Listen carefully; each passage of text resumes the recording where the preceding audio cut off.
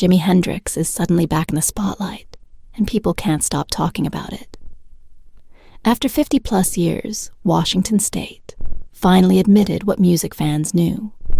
All along, now for the first time since before COVID, something huge is happening on stages. Across America, music stars are fighting to be part of it, and one legend is even ending his retirement. Just to join in the internet is going crazy over what's happening right now. About Jimi Hendrix. Jimi Hendrix was born on November 27, 1942 in Seattle. His parents were Al and Lucille. They struggled with money and fought often. Lucille was only 17 when Jimi was born. Al was in the military in Alabama. He wasn't allowed to come home and was locked up for over a month when he asked for leave. Jimi's early life was full of chaos. Both parents drank heavily. Their home was unstable. 4 of his siblings were taken by the state and placed in foster care for a short time. Jimi was sent to live with a family friend in California in 1945. After Al returned from the military, he took Jimi back to Seattle in 1951. Al and Lucille divorced Al, got custody of Jimi and his younger brother Leon, when Lucille died in 1958 from liver disease. Jimi was 15. Al didn't let the boys attend the funeral. Instead, he gave them whiskey and said, "This is how men deal with loss." Around that time, Jimi found comfort in music. He had always been drawn to it at school. He used to carry a broom around and pretend it was a guitar a social worker noticed and asked if the school could buy him one. But nothing came of it in 1957. When Jimi was 15, he found a broken ukulele with one string while helping his dad clean out a house. The woman who lived there said he could keep it. Jimi taught himself how to play by listening to Elvis Presley songs after his mother died. Al finally bought him a real guitar. It became his escape. He listened to blues and early rock learning on his own. He dropped out of Garfield High School in 1959. At age 17, music was all he cared about. He played with local bands like the Rock and Kings and the Velvet Tones. He had no steady job and often struggled for money at times. He slept in abandoned cars, but he kept playing. He watched other musicians closely. One of them, Butch Snipes, played the guitar with his teeth.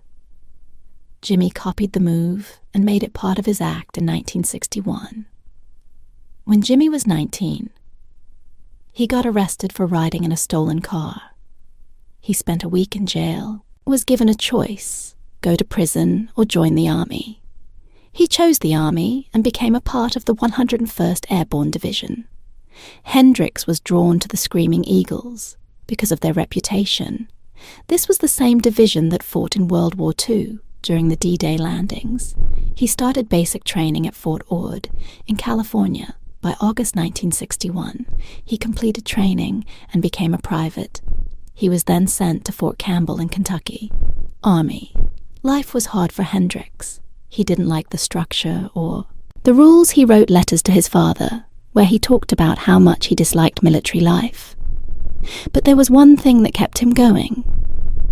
His Red Dane electro guitar, which he named Betty Jean. Played it whenever he could at Fort Campbell. Hendrix's met another soldier named Billy Cox. Cox played bass. They connected through music right away and became close friends together. They formed a band called the King Casuals. They started performing around the base and sometimes in nearby towns even while in uniform. Hendrix was building his future in 1962. His time in the army ended after just 13 months. The official reason was an ankle injury during his 26th parachute jump. The army said he could no longer meet the physical demands, but other records suggest there were problems with his performance. He skipped bed checks, slept during shifts, failed at shooting drills, and didn't do well in physical training. Some reports even said he showed homosexual tendencies, which at the time could lead to discharge. Despite all this, Hendrix received an honorable discharge after leaving the Army. Hendrix and Billy Cox moved to Clarksville, Tennessee. They wanted to keep making music. They kept the name King Casuals and started playing in small clubs. This was when Hendrix. He began developing his unique style. He played a right-handed guitar upside down, since he was left-handed. He also started using tricks like playing behind his head and with his teeth. The pressure to entertain was intense. Hendrix once said down there, "You have to play with your teeth, or else you get shot." It was a way of saying the audience expected more than just skill. They wanted a show. If you didn't stand out, you didn't get asked back. Some band leaders didn't like his flashy style and thought he was trying to steal the spotlight, but Hendrix kept pushing his act further. From 1962 to 1965, he played as a backup guitarist on the Chitlin Circuit. This was a group of venues across the South Midwest and East Coast, where black musicians could perform, formed during segregation. The conditions were rough. The pay was often small or non-existent. Bobby Rush, who also played the circuit, said they sometimes got paid in food. In January 1964, Jimi Hendrix felt stuck. He had spent years playing behind other artists, following their rules and living under their spotlight. Now he wanted more control over his music and career. So he made a decision. He left the backup gigs and moved into the Hotel Teresa in Harlem. That's where he met Lithafane. Priggan. People called her Faye. She was part of the Harlem music scene and became his girlfriend more than that. She gave him a place to stay, supported him, and pushed him to keep going. Around that time, he also met Arthur and Albert Allen. They were twin brothers with deep roots in Harlem's clubs. Hendrix started performing around the city, playing in small venues, sitting in with different bands and trying to get noticed. In February 1964, he entered the Amateur Night contest at the Apollo Theater. He won first place that gave him a boost. It proved he could hold a crowd on his own.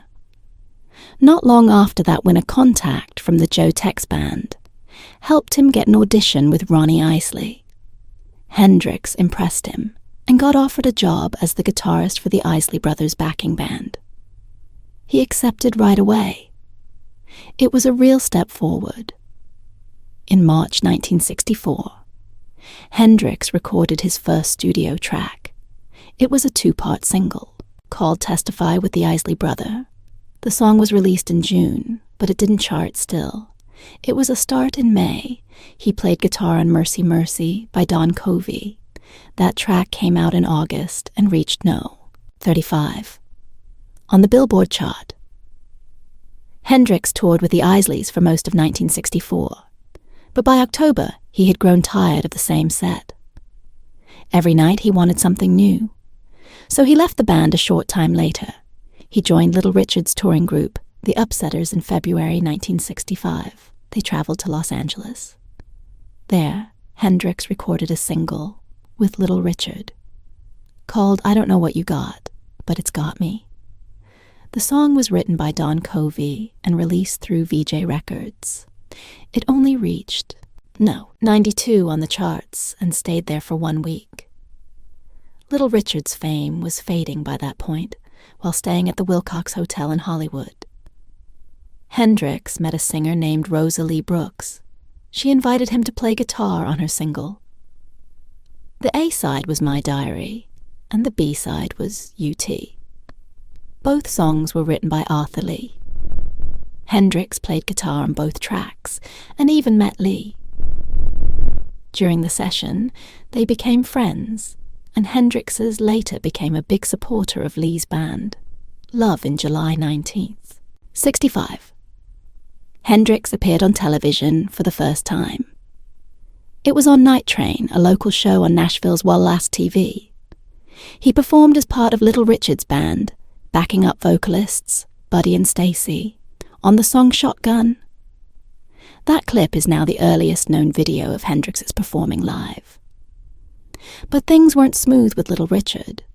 The two often argued Hendrix liked to show off on stage. He wore flashy clothes and had a style that clashed with Richard's image in late July. Richard's brother Robert fired Hendrix from the band on July 27th, 1965. Hendrix signed his first recording contract. It was with Juggy Murray at Sue Records and a management company called Copa. After that, he briefly rejoined the Isley Brothers and recorded another single. It was Move Over and Let Me Dance with Have You Ever Been Disappointed? As the B-side later that year, Hendrix met Curtis Knight at a hotel. Knight LED an R&B band, and called the Squire Hendrix, joined them and stayed for 8 months. In October 1965, Hendrix and Knight recorded How Would You Feel with Welcome Home on the B-side, but Hendrix had already signed a 2-year deal with Sue Record on October 15th. 1965, he also signed another contract. This time it was a 3-year deal with a man named Ed Chalpin. The partnership didn't last, but the contract did cause problems for Hendrix later in his career while playing with Curtis Knight. And the Squire's Hendrix also worked with other artists. He toured with Joey D and the Starlighters. He recorded with King Curtis. He also played on a single for Ray Sharp called Help Me. That track was split into 2 parts. Hendrix got his first songwriting credits in 1966. He wrote 2 instrumentals, Hornet's Nest and Knock Yourself Out. Both were released as a single under Curtis Knight and the Squires. By 1966, Hendrix was ready to break away from the R&B scene. He moved to Greenwich Village in New York. The area had a strong creative energy. It was filled with artists, musicians, and new ideas. Hendrix found work playing at Café Huang on MC Dougal Street. He started a new band called Jimmy James and the Blue Flames. One of the members was Randy California, who later formed the band Spirit. The Blue Flames played all over New York. Hendrix used those gigs to shape his sound. He started experimenting with new styles and stage moves. In September 1966, the band played some of their last shows together at Café Oh Go Go. In Manhattan that time, they performed as the backup group for a singer named John Hammond on September 24th, 1966. Jimi Hendrix landed at London Airport with almost nothing. He had a change of clothes, some hair curlers, a guitar, and $40 borrowed in his pocket. The airport had just been renamed Heathrow Hendrix. Didn't know it yet, but this trip would change his life. Earlier that summer, he had been playing small gigs in New York City under the name Jimmy J. One night at Café Wow in Greenwich Village, former Animals bassist Chaz Chandler saw him perform. Chandler was looking for new talent. When he saw Hendrix's play, he knew he had found something special. Just 12 days after Jimmy arrived in London, the Jimi Hendrix Experience came together. It happened on October 6th, 1966. Chandler quickly brought in musicians. He met Noel Redding at an audition for the new Animals. Jimmy liked how Redding understood blues progression. He also liked his unusual hairstyle for the drummer Chandler called Mitch Mitchell. Mitchell had just been fired from Georgie fame, and the Blue Flames, he and Jimmy connected over their shared love for rhythm and blues. Chandler also helped create Jimmy's image. He suggested changing the spelling from Jimmy to Jimmy. It made the name look different and gave it a more unique style. The band started playing right away within a week. They joined French singer Johnny Hallyday on a 4-show tour in France on October 23rd. They recorded their debut single. Hey Joe at Delaney Lee Studios in London Less than a month had passed since Jimi arrived, in England. But recording wasn't easy. Their loud Marshall amps caused problems with the studio equipment. Jimi also felt nervous about his singing. The B-side of the single Stone, Free, was recorded on November 2nd. It was the first original song Jimi wrote with the band. Chandler had encouraged him to write it, so Jimi could earn money through publishing rights. Even with their talent, getting a record deal was tough. Eventually, The Who's managers Kit Lambert and Chris Stamp signed them to their new label, Track Records. Because Track was still new, the first single was released through Polydor on December 16th, 1966. Hey, Joe entered the UK charts at number 41. It later reached number 6 and stayed on the chart for 10 weeks. Jimi also appeared on TV shows like Ready, Steady, Go and Top of the Pops, which helped the song get more attention. Just a few months earlier, he had been a backup guitarist in small New York clubs. Now he was becoming a star. Chas Chandler had a plan. He wanted to make sure the right people saw Hendrix's perform on October 1st, 1966. Just a week after Jimi arrived, Chandler took him to London Polytechnic, where Cream was. Playing, Jimi asked if he could join them on stage. They agreed. He played Killing Floor by Howlin' Wolf and stunned the crowd. Eric Clapton was backstage after the song Shocked and Speech while lighting a cigarette. He told Chandler, "You never told me he was that fucking good." By mid-November, Jimi was playing shows at the Bag O' Nails Club. The crowd was filled with stars like Paul McCartney, John Lennon, Mick Jagger, Jeff Beck, Pete Townshend, and Brian Jones. They couldn't believe what they were seeing. Kevin Ayers remembered the scene and said they were all swearing in shock. Around that time, Jimi moved into 34 Montague Square with his girlfriend, Kathy Eckingham. The flat was owned by Ringo Starr Chandler, and his girlfriend also lived there. Jimi performed at elite clubs like the Scotch of St. James near Buckingham Palace. The Beatles and the Rolling Stones had their own tables there. Chandler had done what he set out to do. He made Hendrix the most talked-about musician. In London in just 2 months, still, not everything went smoothly. Jimi was passionate and had strong opinions about how his music should sound during the first studio sessions. For Hey, Joe Chandler asked him to turn down his amps, that LED to a major outburst. Jimi shouted that he couldn't work in a place like that. He said he might as well go back to New York. Chandler stayed calm. He had just come from the visa office and had Jimi's passport and return flight ticket in his pocket. He placed them on the mixing desk and said, "Go on then, fuck off back to America." In another version, he simply said, "Piss off."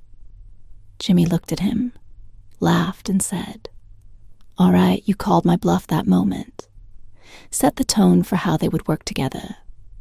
Jimi demanded freedom. Chandler gave him space, but also made sure things stayed on track. The real turning point came on June 18th, 1967, at the Monterey Pop Festival. It was a warm night. Hendrix had become a sensation in London, but in the United States, most people still didn't know his name. He knew this performance could change everything. The Who had just finished their set by smashing their instruments.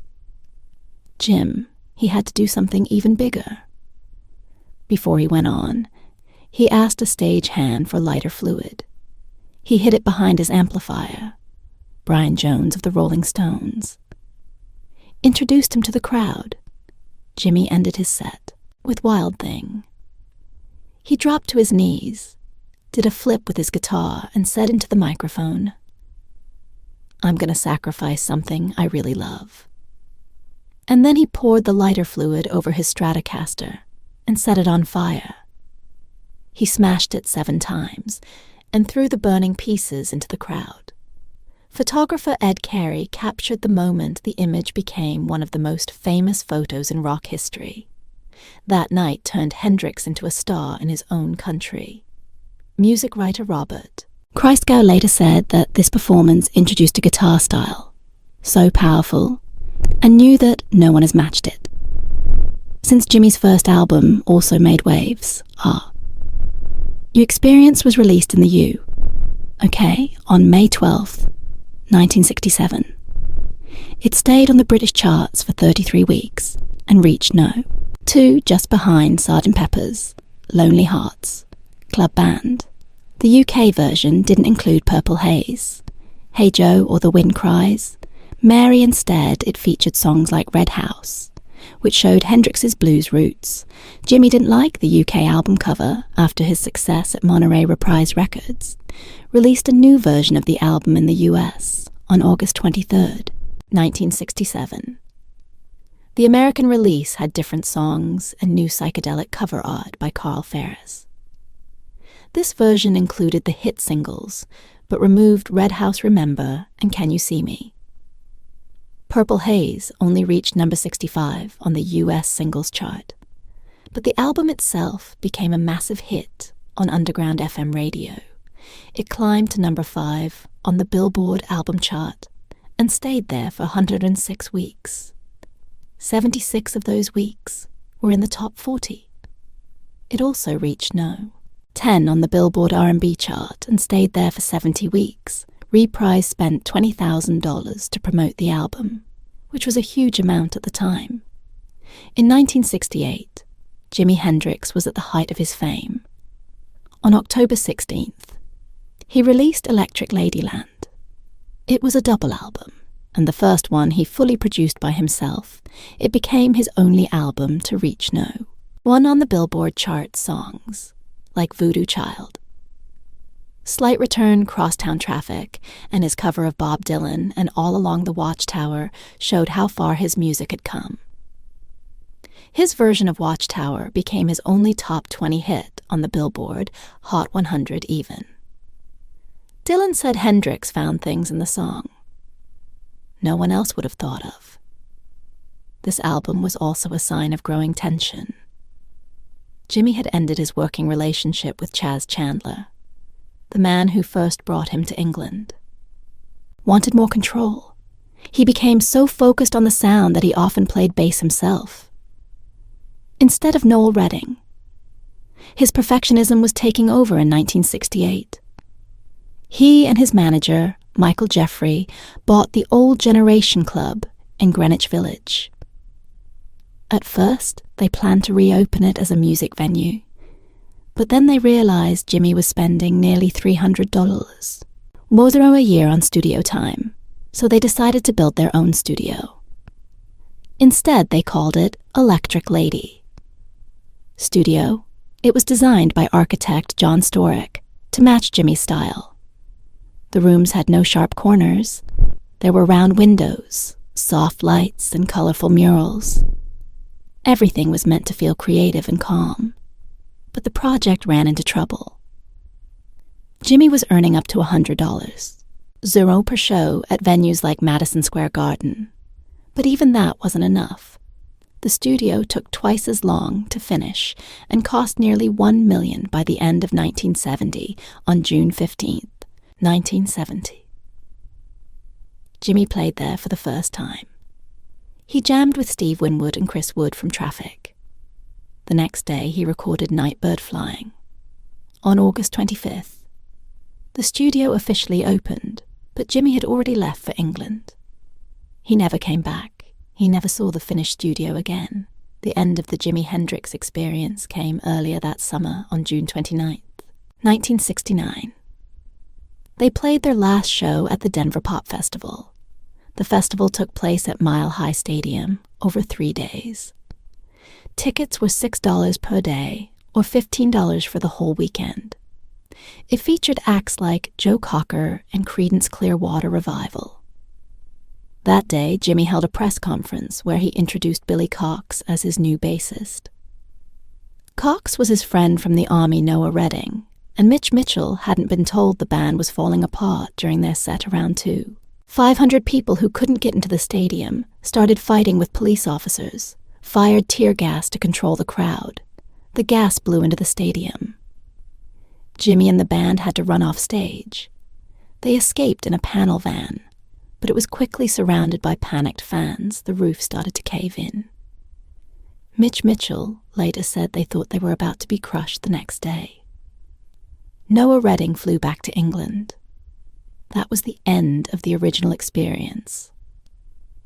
Later that summer, Jimi played Woodstock. He was supposed to close the show on Sunday night, August 17th, 1969. But the event ran behind schedule. Jimi didn't take the stage until 8 a.m. on Monday. August 18th. Most of the crowd was gone. Of the 400,000 people who had come to Woodstock, only about 30 were still there. There was a fight backstage about whether Jimi should play the Star-Spangled Banner. Michael Jeffrey didn't want him to. He said the song had caused a riot in Dallas and feared it might cause trouble again. But after Jeffrey left music, promoter Jerry Morrison told Jimi to do it anyway. Jimi walked on stage and played the anthem in a way no one had heard before. His guitar made the sounds of bombs, sirens, and screams. It was loud and strange and unforgettable. Some people thought it was political. Jimi later said it wasn't. He said he was just playing what he felt in 1966. Everything started to change for Jimi Hendrix. That was the year he took LSD for the first time. From that moment on, his music began to sound like nothing anyone had heard before, according to his girlfriend, Kathy Eckingham. Jimi started having visions and wanted to turn them into music. He tried to explain them to people, but most of the time it didn't make sense, these ideas. Didn't connect to the real world, but when he played guitar, those visions came alive. LSD opened a new door for him, and he kept walking through it. He didn't hold back by 1967. He was dropping acid during performances at the Monterey Pop Festival. He was high on LSD when he walked on stage that night. He set his guitar on fire. It shocked the crowd and made headlines around the world. But it wasn't just for show. It was a moment that showed how far he was willing to go. He was chasing something bigger than music. By the late 1960s, LSD had become a regular part of his life. So had marijuana, hashish, amphetamines, and cocaine. These drugs were always with him on tour. They shaped his sound songs like Purple Haze Came From That World, tracks like 1983, A Merman, I Should Turn to Be Told Strange Stories That Felt Like Dreams. Biographer Charles Cross said that very few stars were as connected to the drug culture as Jimi was. His music became a mirror of the psychedelic world he lived in. There was another side of him that few people saw. Hendrix had a serious problem with alcohol when he drank something. Changed. People close to him said he became angry. The peace and calm were gone. One of the worst moments happened in the late 1960s. During a drunken argument, he hit his girlfriend, Carmen Barrera, with a vodka bottle. The cut above her eye needed ditches. His drinking started early in July 1962. After he left the army, he spent almost all of his $400 savings on a single night of drinking. He once said, people told him he got foolish when he drank, but as he became more famous, the problem got worse. He was arrested several times during tours for getting into drunken fights. People close to him said alcohol brought out a different side. One person called it the biggest curse in his life. It caused mood swings and sometimes violent outbursts that didn't match the public image people saw on stage. Then came the Toronto arrest on May 3rd, 1969. Hendrix landed at Toronto International Airport. Customs officers stopped him and found small amounts of heroin and hashish in his bag. They arrested him at 1:30 p.m. after tests confirmed the drugs were real. He was released later that day on $10. Sur bail that night, he played a concert at Maple Leaf Gardens during Red House. He changed the lyrics and said, "Soon as I get out of jail, I want to see her." The charges were serious on May 5th. He was officially charged with 2 counts of drug possession. Each charge carried up to 20 years in prison. His bandmates Noel Redding and Mitch later said they had been warned the day before about a planned bust. They believed someone planted the drugs for his trial in December 1969. Hendrix had to cut his hair and wear formal suits. The trial lasted 3 days after 8 hours of jury-dis. He was found not guilty outside the courthouse. He smiled, held up a peace sign, and said, "Canada has given me the best Christmas present I ever had." But freedom didn't bring peace. On September 3rd, 1970, while touring in Europe, Hendrix arrived in Gothenburg, Sweden. That day he was met by Eva Sundquist. She claimed that he had fathered her son, James. The child had been born on January 5th, 1970. She said they had been together during his Stockholm concert in January 1969. This was not the first time someone made a claim like this, but the timing made it worse. Hendrix was already tired, using drugs, heavily and emotionally drained. That night's concert was a mess. He forgot lyrics. He wandered from song to song. People in the audience said he looked completely out of it.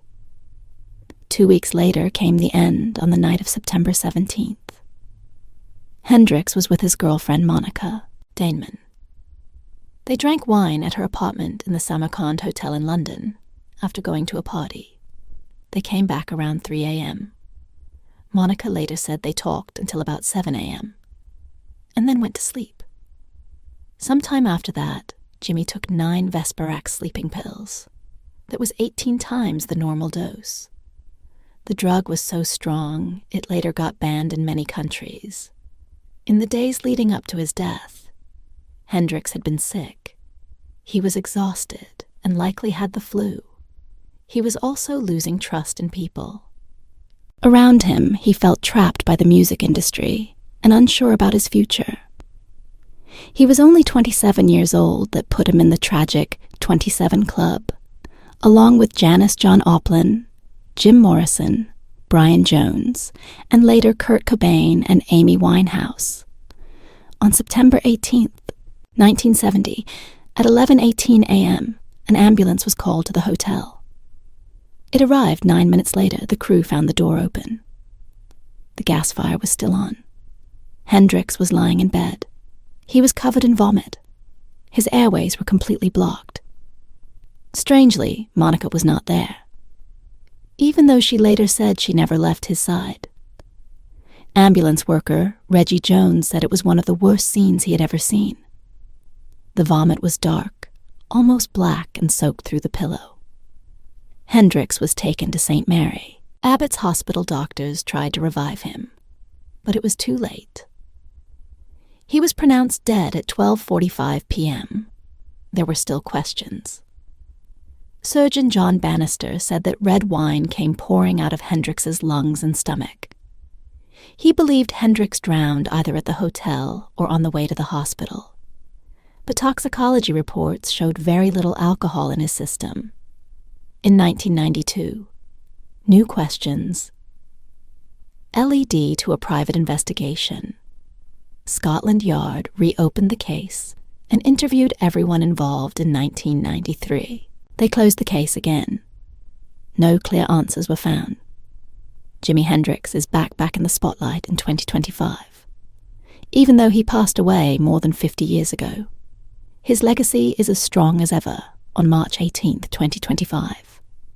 The state of Washington honored him with the Medal of Merit. This is the highest award the state can give to a civilian.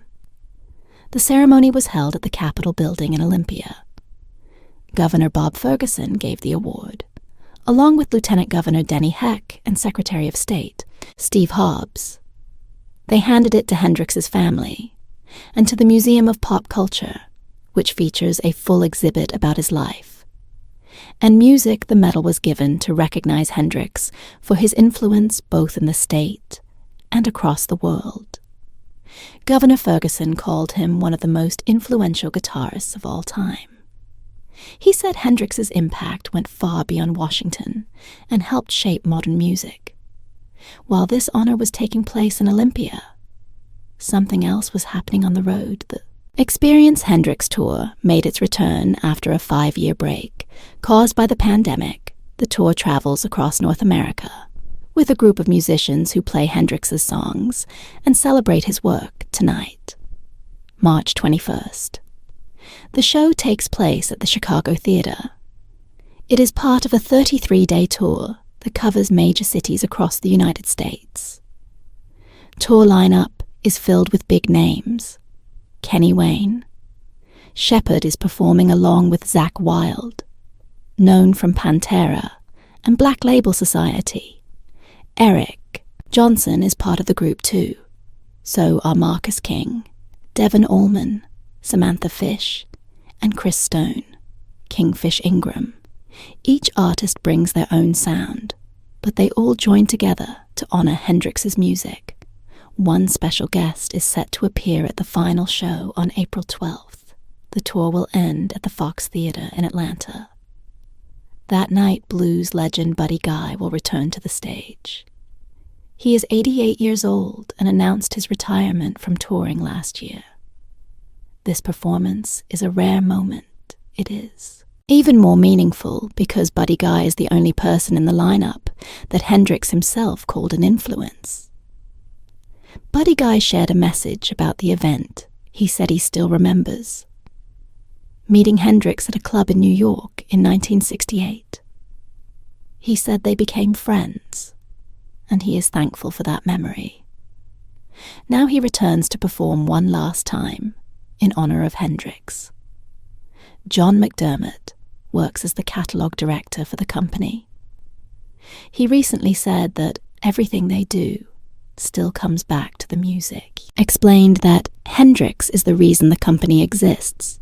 He said at the end of the day, it's his great music that brings people together.